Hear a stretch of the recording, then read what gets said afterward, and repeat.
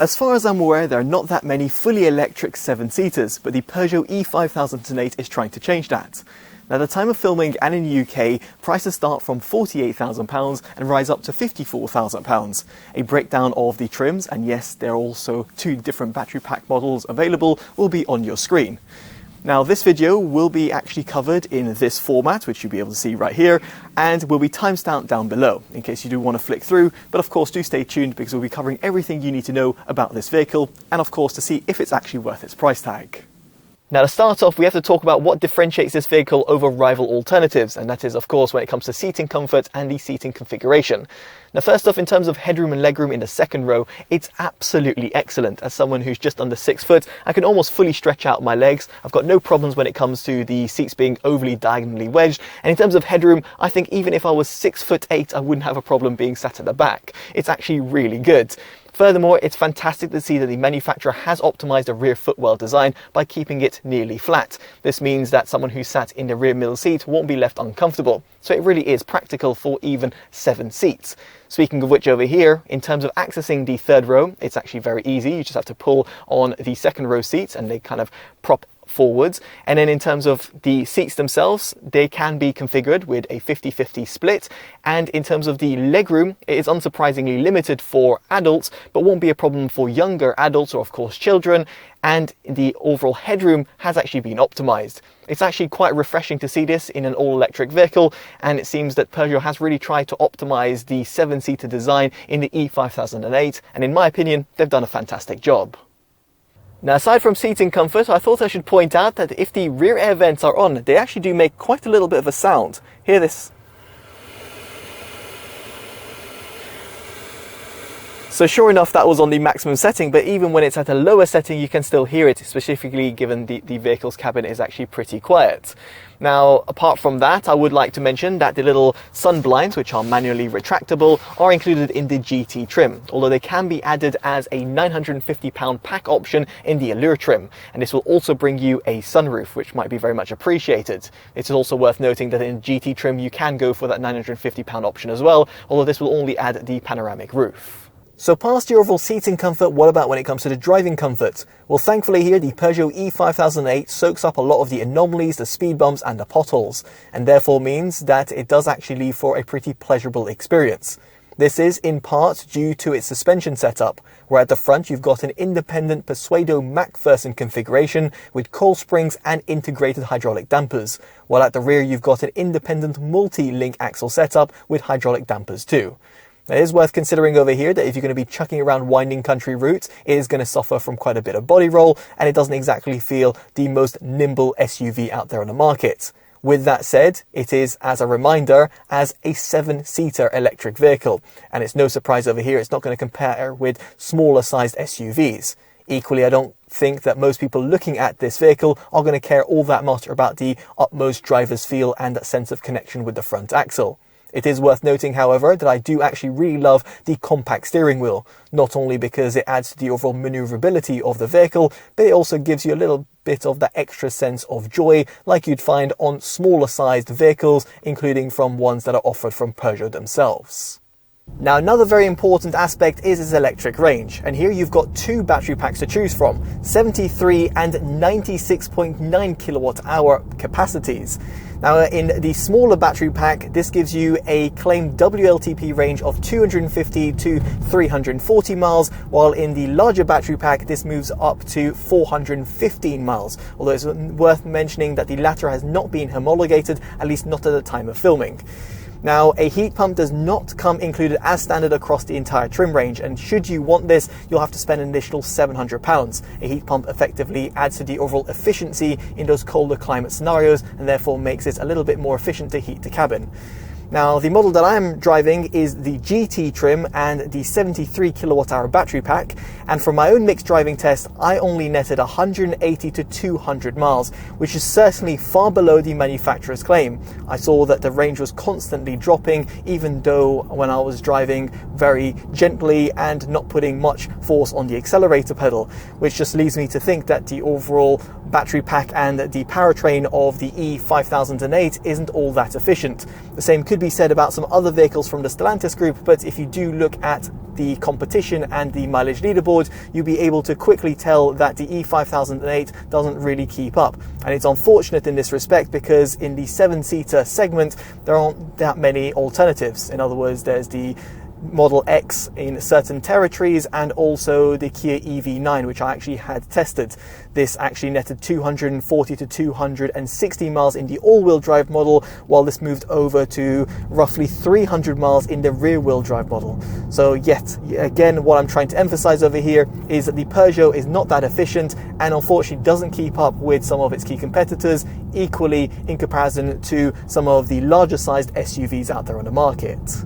Now that is certainly quite disappointing, although I do like the fact that Stellantis have incorporated a few different regenerative braking modes. Now right now I'm on the maximum mode, and if I were to lift off, the vehicle will start decelerating pretty harshly. Of course, if I do not want this behavior, I can customize it on the fly, and this can be done by using the paddle shifters that I found behind the steering wheel. So right now, if I go on the weakest mode, if I were to lift off from 20 miles an hour, the vehicle pretty much keeps on coasting. So yes, indeed, you have got a few different modes to choose from, and it's good to see that Stellantis have finally incorporated this, because in some of their other vehicles, you only have a drive and B mode only. Now, of course, you do have the ability of plugging it in, and via CCS port, it'll take up to 160 kilowatts of input. Therefore means that if you do find an appropriate fast charger while, for example, you're on the motorway, you can go from 20 to 80% in half an hour. Now, connected up to a regular 7 kilowatt wall box home charger, you can go from 0 to 100% in 10.5 hours. If, however, you have 3-phase power, or indeed the ability of finding an 11 kilowatt public charger, you can go from 0 to 100% in 7 hours. This is because the E-5008 has got an 11 kilowatt onboard charger fitted as standard. If you're wondering, if you do plug it in via regular 3-pin input, it will take you over 35 hours to achieve the same level of charge. So past your overall efficiency, what about when it comes to performance? Well, the Peugeot E-5008 isn't exactly the nippiest, but it will certainly suffice for the vast majority of consumers. It is worth considering that at the front you have got a singular motor that powers the front wheels only, therefore giving you a front wheel drive configuration. I didn't notice any sort of torque steer or front wheel spin, so therefore the vehicle doesn't feel unsteady when you're putting your foot down to the metal. Now in the 73 kilowatt hour model, you have got 157 kilowatts of power, or 210 horsepower, and 345 newton meters of torque. While in the 97 kilowatt hour model, you've got 170 kilowatts of power, or 231 horsepower, and also 345 newton meters of torque. Now, using RaceLogic's Performance Box Touch, I had the 73 kilowatt hour model tested from 0 to 20 miles an hour in 2.5 seconds, 0 to 30 miles an hour in 4.1 seconds, 0 to 60 miles an hour in 9.21 seconds, which is not far off the manufacturer's claim, and then 50 to 70 miles an hour in 4.43 seconds, and I also recorded a peak acceleration of 0.45 Gs. It's worth noting that both models have got a top speed of 105 miles an hour, which should certainly suffice for the vast majority of consumers. So let's bring things back into the cabin and talk about interior design. And here I really do love what the manufacturer has done with the use of materials that are found, for example, on the dashboard, to the 8-way ambient lighting controls that wrap around the cabin. It just gives it a bit more of that snazzy feel. As for the upholstery and the stitching work, I've got no issues whatsoever, but of course do bear in mind this vehicle was fitted with the Napa leather pack, so therefore will look a little bit better than what you'll find as standard, be it in the Allure or the GT trims. It is worth bearing in mind, however, that there are a few hard plastics that are found around the cabin, and you'll also find some high gloss finish, which does look nice, but when it comes to a practicality point of view, will suffer from fingerprints and also scratches, so just worth bearing that in mind when it comes to cleaning it. Now, in terms of practicality, I absolutely love the fact that you've got physical buttons on the steering wheel, you've got stalks, and then a few shortcut buttons that I found towards the center console. Speaking of which, just above the center console, you have got the 10 customizable eye toggles. These effectively provide you a shortcut to certain settings on the infotainment system. For example, your driver assistance systems or your climate controls, or for example, the likes of Android Auto if you're going to be using Apple CarPlay, of course. This is very handy because it gives you that sort of practical feel, all while giving you that sort of modern twist to it. So the way the manufacturer has actually approached this is certainly commendable. Now, as for the display that sits above that, it's a curved 21-inch display that is, of course, for the instrument cluster and the infotainment system. Now, the infotainment system is very responsive, very intuitively laid out, and also supports Android Auto and Apple CarPlay over a wired and wireless transmission.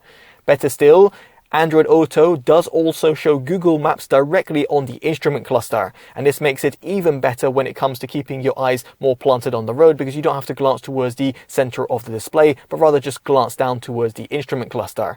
The instrument cluster itself is also customizable, where it will also show you the inbuilt navigation system and also some key driving information such as your safety systems and of course your traversing speed.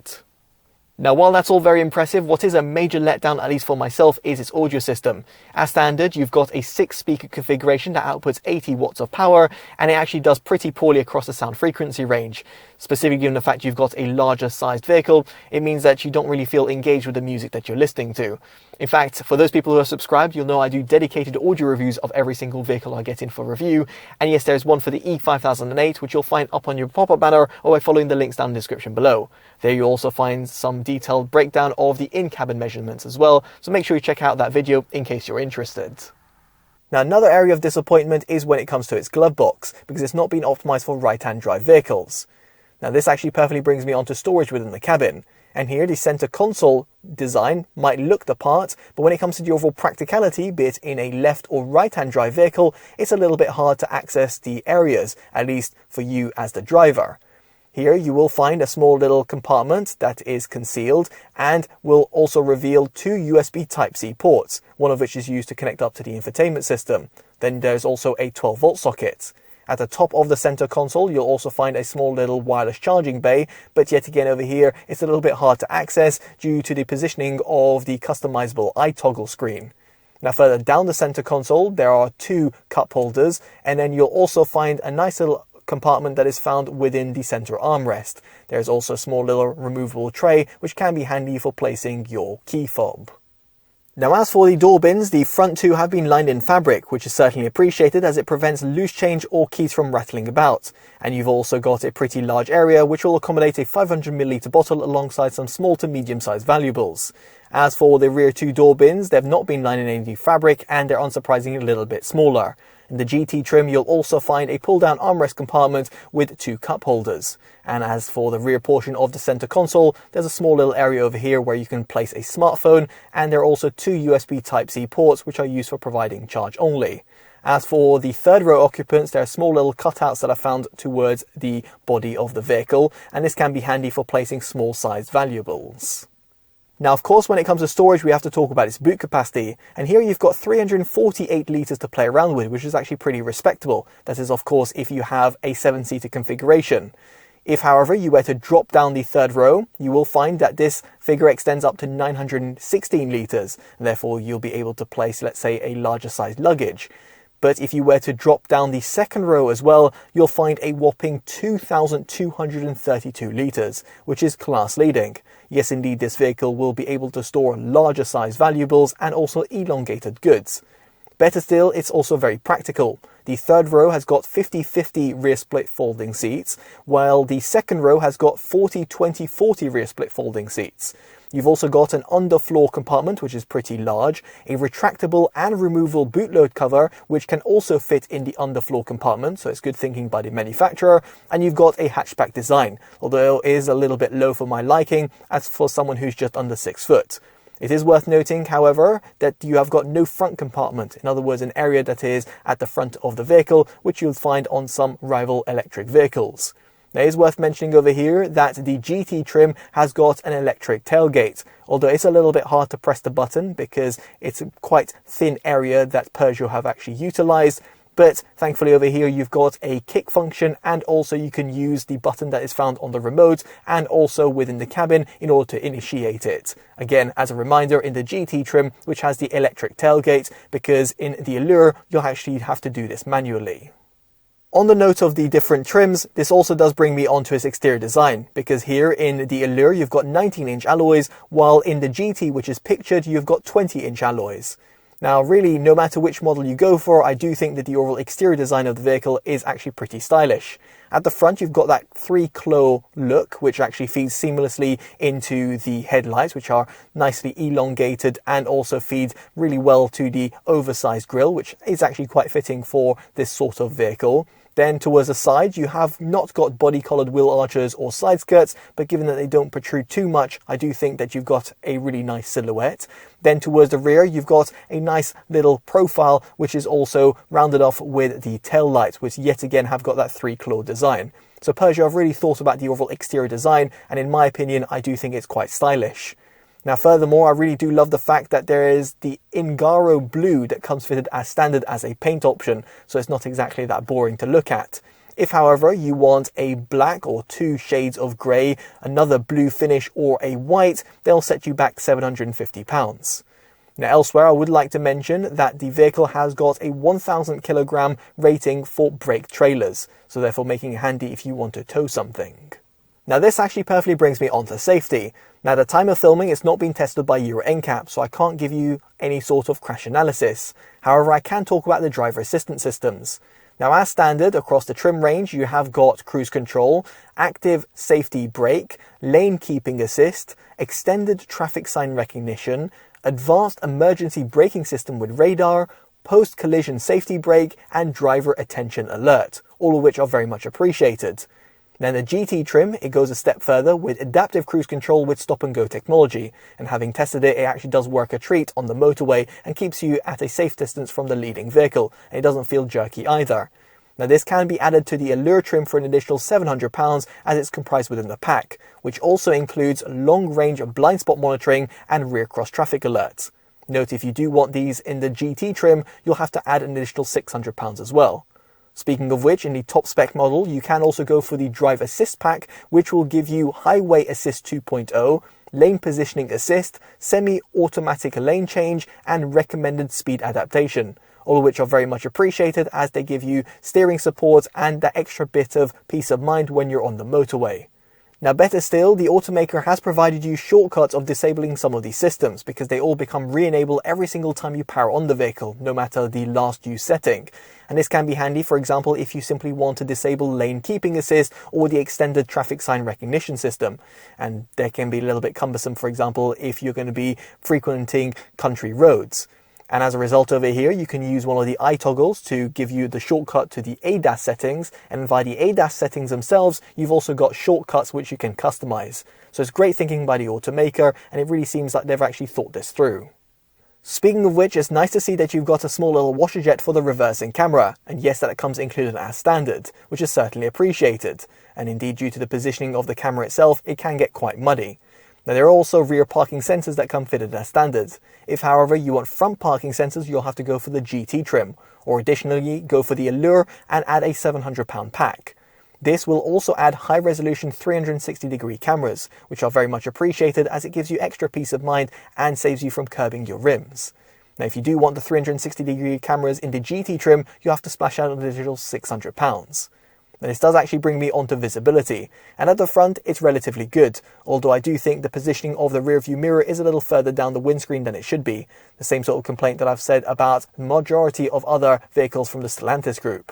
As for the side, you've got a really nice wide opening, and at the rear it's actually not too bad if you do indeed want to just look over your shoulder, but of course you've got that reversing camera that gives you extra peace of mind. As for the overall manoeuvrability, the turning circle feels pretty tight, and due to the compact steering wheel, it means that doing a complex manoeuvre is actually quite a breeze. So with all that in mind, it brings us on to our verdict. And make no mistake, the Peugeot E-5008 is far from perfect, especially with its lackluster electric range, which is actually quite disheartening because the Stellantis group actually make some very good electric vehicles.